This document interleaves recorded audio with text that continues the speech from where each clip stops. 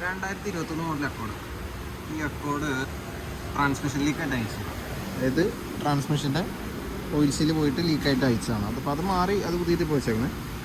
അത് മാറി ലീക്കൊക്കെ മാറി എന്ന് വെച്ച് ഫിക്സ് ചെയ്യാൻ നേരത്തെ നോക്കിയപ്പോൾ ബാക്കിലെ എൻജിൻ്റെ റിയർ ക്രാങ്ക്സിൽ ലീക്ക്, ചെറിയ ലീക്കുള്ളൂ. ലൈറ്റ് അടിച്ച് നോക്കിയിട്ട് ഇപ്പോൾ കാണണേ.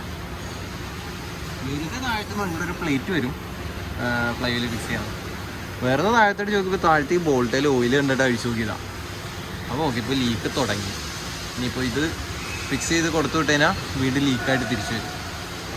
അപ്പോൾ ലീക്ക് തുടങ്ങിയിട്ടുള്ളൂന്ന് വിചാരിച്ച് മാറാതിരിക്കരുത്. നമ്മുടെ നാട്ടിൽ ക്ലച്ച് കഴിക്കാൻ നേരത്ത് ആ ചെറിയ ലീക്കുള്ളൂ, ക്ലീൻ ചെയ്ത് വിട് എന്നുള്ള രീതിയിൽ ചെയ്യാതിരിക്കുക.